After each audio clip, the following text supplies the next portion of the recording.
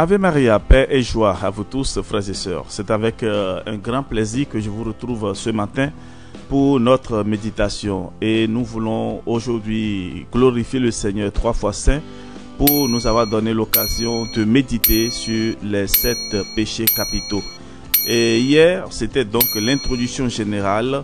Et je rappelle que c'est un livre du père Bovary Léo, dominicain. Tire-moi de la boue, des moyens humains et spirituels pour se libérer des péchés capitaux. Et après avoir écouté l'introduction générale, nous allons commencer aujourd'hui avec le chapitre 1, l'orgueil. Quiconque s'élève sera abaissé, et quiconque s'abaisse sera élevé. Matthieu 11, 25. Dieu résiste aux orgueilleux, mais donne sa grâce aux humbles. Jacques 4, verset 6. Frères et sœurs, nous allons prendre l'envol. Nous irons à la découverte de l'orgueil. Qu'est-ce que l'orgueil? L'origine de l'orgueil et quels sont les dégâts que ce péché occasionne dans nos vies.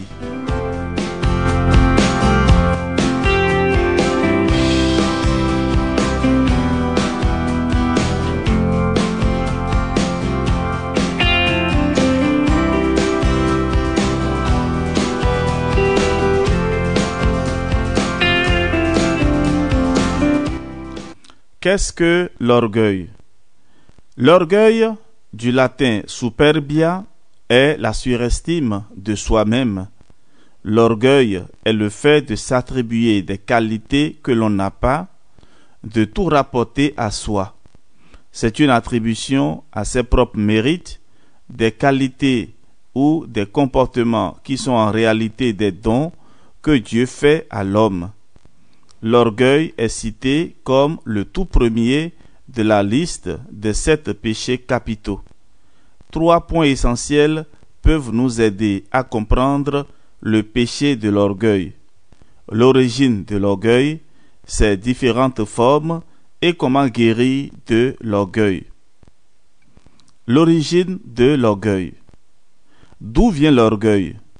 L'orgueil trouve son origine dans les relations de l'âme avec Dieu. À en croire les Écritures, c'est par l'orgueil de Satan, c'est-à-dire sa désobéissance, que le péché est entré dans le monde, avec pour corollaire tous les désordres et maux qui s'observent de nos jours. Le livre de la Genèse situe l'origine de l'orgueil au moment où Satan, jaloux du bonheur d'Adam et Ève, réussit à les détourner de Dieu. Il fait croire à Adam et Ève qu'en mangeant du fruit défendu, ils deviendraient comme Dieu. L'orgueil de Satan est un péché. Tout péché en général comporte une opposition volontaire à la règle établie par Dieu.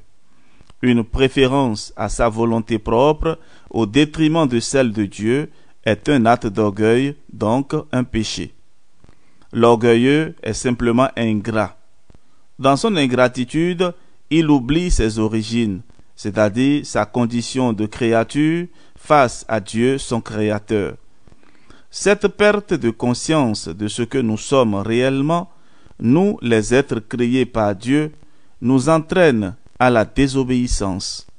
L'orgueil cerne les limites de l'homme parce que celui-ci est ingrat tout simplement.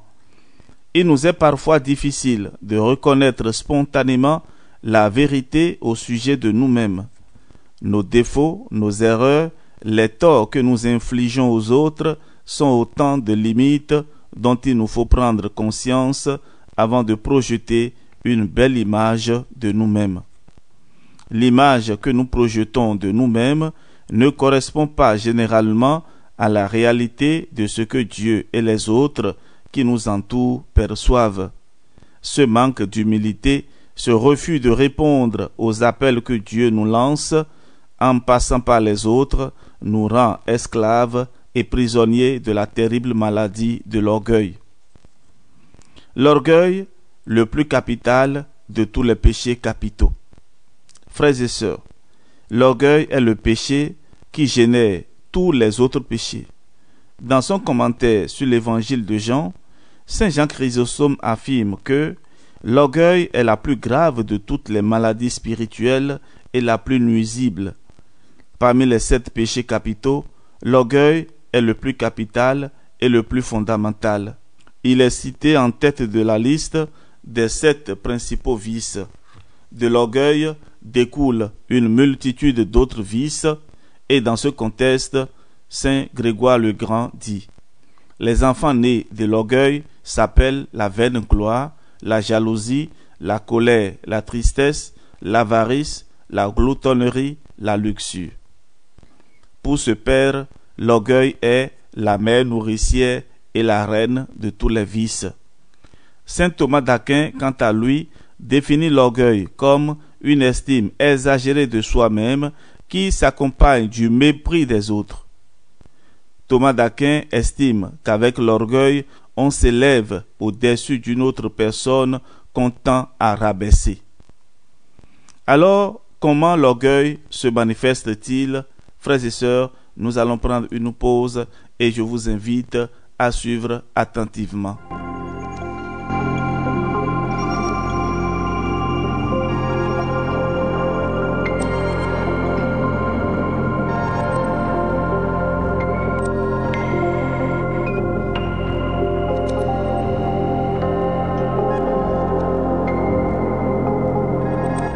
Comment l'orgueil se manifeste-t-il? L'orgueil se manifeste à 2 niveaux, dans les actes extérieurs et dans les pensées. Ainsi, tandis que le premier est visible à travers le comportement de l'individu atteint de la maladie de l'orgueil, le second est imperceptible. L'orgueil imperceptible concerne toute personne en général. Il fait partie de nous, il nous habite, mais à des degrés divers. Partant de là, on peut distinguer cet orgueil où l'on s'approuve soi-même de cet autre où l'on ne parvient pas à s'accepter. Cette distinction nous amène à scruter les formes proprement dites de l'orgueil.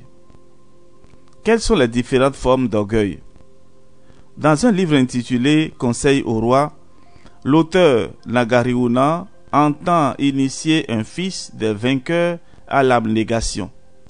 Cette initiation à l'attention d'un monarque présente les thèmes de la pratique bouddhiste. Ces thèmes véhiculent la culture du bien en vue d'une destinée heureuse et l'auteur exhorte le roi à mener une vie droite et à appliquer une politique fondée sur les principes du bouddhisme. Dans ce livre, on peut découvrir 7 formes d'orgueil que nous pouvons reprendre ici. La suffisance. C'est une sorte d'inattention qui nous éloigne d'une certaine pratique de la vertu. La prétention d'être inférieur à l'inférieur, égal à l'égal, supérieur ou égal à l'inférieur. C'est une forme d'orgueil qui trahit un certain égoïsme. 3e point, l'orgueil extrême. On se flatte d'être égal à ceux qui nous sont supérieurs, bien que connaissant leurs qualités. Avec cette forme d'orgueil, on pense que l'on est plus éminent que les plus éminents. 4e point, la prétention d'être supérieur. C'est l'orgueil qui surpasse l'orgueil. Il est très pervers, tel une tumeur infectée. 5e point, l'ignorance. On pense « je » et on tient difficilement compte des opinions des autres. C'est l'orgueil de la pensée « je ». 6e point, le fait d'imaginer avoir atteint des fruits qui n'ont pas été atteints. C'est l'orgueil de supériorité. 7e et dernier point, le mépris de soi-même. On se dit « je suis inutile ». C'est l'orgueil d'infériorité. À partir de ces 7 formes d'orgueil, il devient facile de comprendre comment l'orgueil s'exprime par bien de manières. On distingue d'autres avatars à travers lesquels le péché de l'orgueil peut s'exprimer.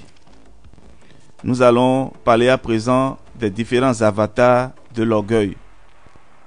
L'orgueilleux est vaniteux, parce qu'il se complaît dans des avantages vrais ou prétendus.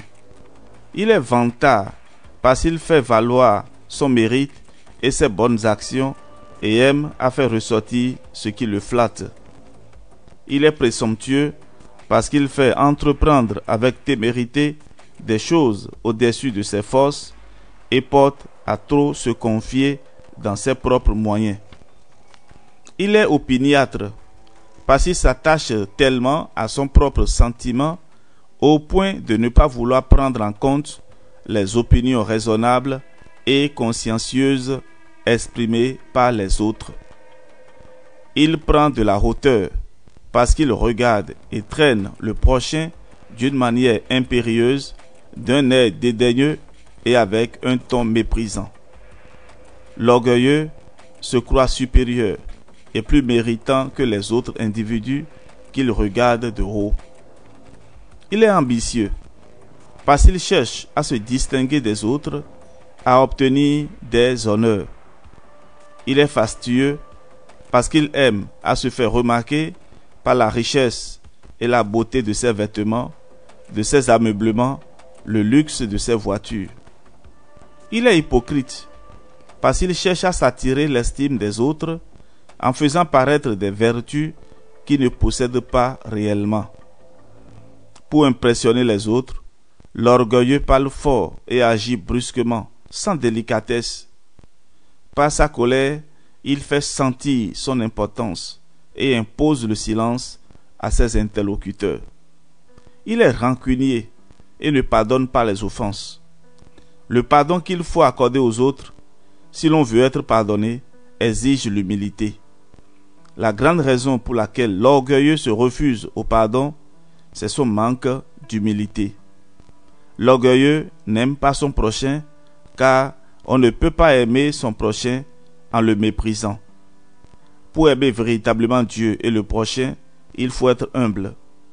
Plus nous sommes humbles, plus nous sommes capables d'aimer. Dieu nous a créés pour l'aimer, le servir et pour que nous nous mettions entièrement au service du prochain. Certains moralistes considèrent le péché de l'orgueil comme un péché ordinairement incorrigible, parce que l'orgueilleux n'avoue pas qu'il a tort. Toute correction le met en colère.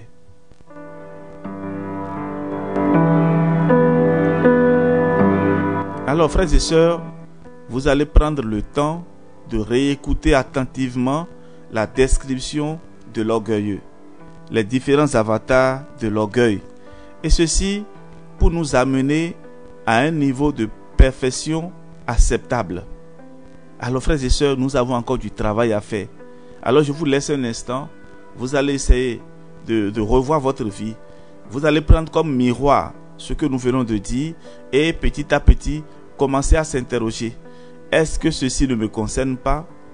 Est-ce que la vie que je mène n'est pas représentée ici? Etc. etc.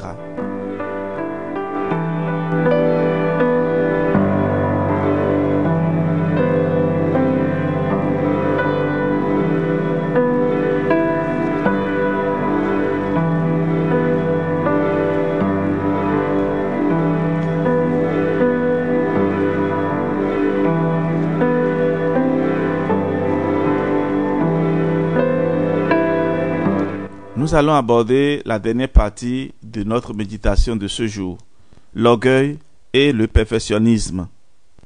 Dans la vie courante, nous rencontrons des personnes qu'on a l'habitude d'appeler les perfectionnistes. En réalité, ce sont des personnes très orgueilleuses qui vivent mal les échecs.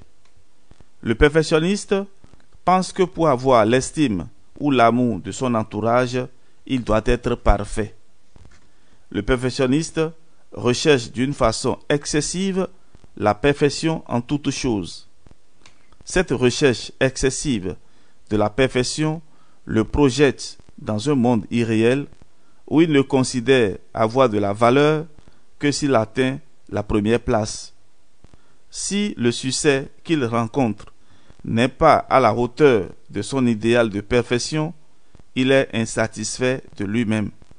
Il sera difficile pour lui d'aimer et de se sentir aimé. La raison est qu'il cultive une image grandiose de lui-même.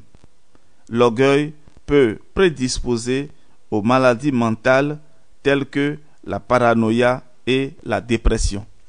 Frères et sœurs, c'est avec ces mots que je voudrais m'arrêter là pour aujourd'hui, demandant à l'Esprit Saint de nous aider à un examen de conscience, intérioriser ce que nous venons d'apprendre aujourd'hui et petit à petit commencer à voir qu'est-ce qui me concerne dedans. Est-ce que ce n'est pas de moi qu'on parle? Est-ce que et essayez d'écrire à chaque moment tout ce qui vous paraît judicieux, tout ce qui vous paraît normal dans ce qu'on est en train de dire. Et là, vous serez arrivé à un niveau de perfection qui sera vraiment imitable. Et là, vous allez comprendre pourquoi nous avons entrepris de parler des 7 péchés capitaux. Quant à moi, Père Jean-Raphaël Mariton nous dit, je demande à l'Esprit Saint de nous aider.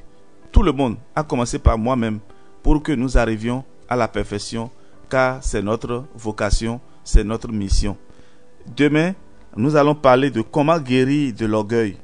Et donc, nous allons entrer en profondeur de l'ordonnance spirituelle qu'il faut pour guérir de l'orgueil. Que la paix de Dieu soit en vous, que Dieu notre Père vous bénisse et vous protège. Au nom du Père et du Fils et du Saint-Esprit. Amen. À demain avec la grâce de Dieu.